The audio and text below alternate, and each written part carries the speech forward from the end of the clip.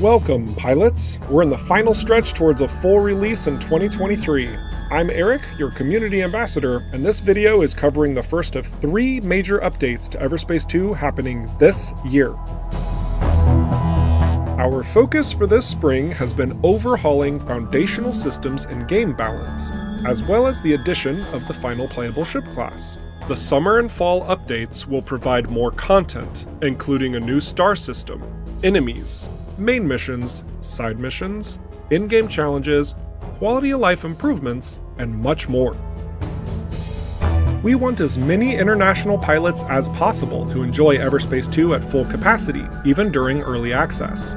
So with this spring update, we're rolling out UI and subtitle localization for the following languages: German, French, Italian, Spanish, Brazilian Portuguese, Polish, Czech, simplified and traditional Chinese, Japanese, and Korean.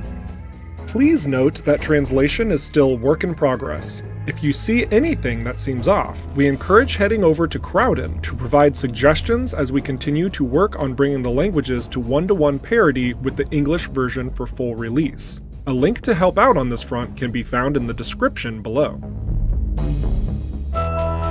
Everspace 2 is receiving a gameplay overhaul to several of its foundational systems.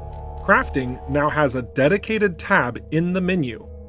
Items formerly known as tech resources are now components and live in a dedicated inventory in the crafting menu, next to ores and crystals. If you're short a few parts for a crucial upgrade, components can now be crafted on the fly. Second, blueprint acquisition has been significantly streamlined, now requiring the sought-after item to be dismantled 3 times.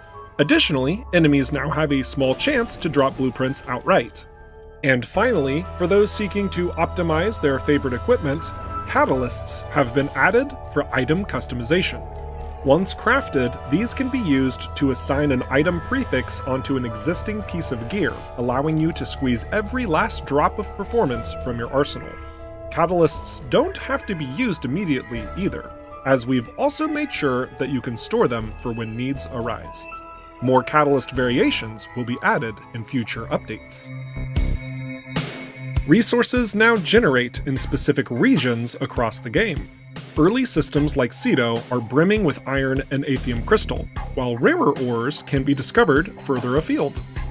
Mineable resources are now visually identifiable from afar, and once a specific perk has been invested, resources are cataloged regarding their yield quantity, making them easy for the player to seek out directly from the map. Resource nodes drop the respective ore or crystal when struck, and each one has a small chance to provide a more valuable variant, like pure iron or flawless aethium. Weapon-specific item modifiers have been added to affect mining yield and increase resource rarity, to let players choose if they want better mining capabilities. Device progression has been fundamentally changed.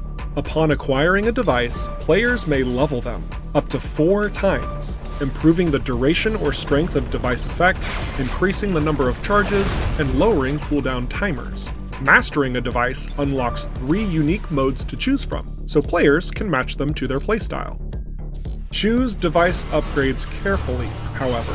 If you want to remove the levels you've applied, maybe you want to put upgrades on a different device, for example, you'll have to spend crafting ingredients to peel them off. The final ship class is primed and polished for agile action, introducing the Stinger-class light fighter. The Stinger is a device master, so it intrinsically gains a virtual level to all devices equipped to it. Upon using a device, a 3rd hardpoint is activated to increase damage and proc chances for a short duration. This effect can be maintained by chaining devices together.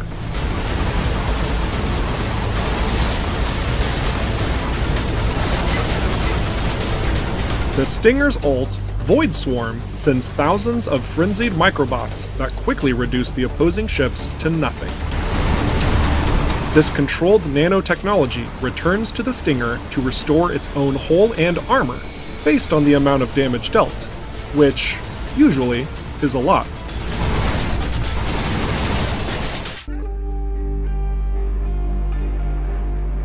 Many systems, like experience distribution and item energy management, have had additional tuning and balancing at the foundational level to promote greater decision-making. Player ships have been adjusted to better reflect their class-specific features. If the progression still seems to be unforgiving, or perhaps too easy, our first iteration of a difficulty selector is now available. The summer update will unveil several new factions, but we've extended the current mission chain so players can get a first taste as to what the Okar Prime and their unique combat abilities are all about. It's been a busy last few months getting this update out the door, as well as preparing a new system to be released in the Drake Gang Wars update this summer. And also, while a native Linux build of the game will be available at full release, optimizations have been made to the Windows version to ensure a decent experience on the Steam Deck. A link to the full patch notes can be found in the description. This has been Eric. You have been awesome for watching to the very end. And hey, follow our socials and wishlist us on Steam to never miss content updates, live streams, and monthly recaps for all things Everspace 2. Toodles!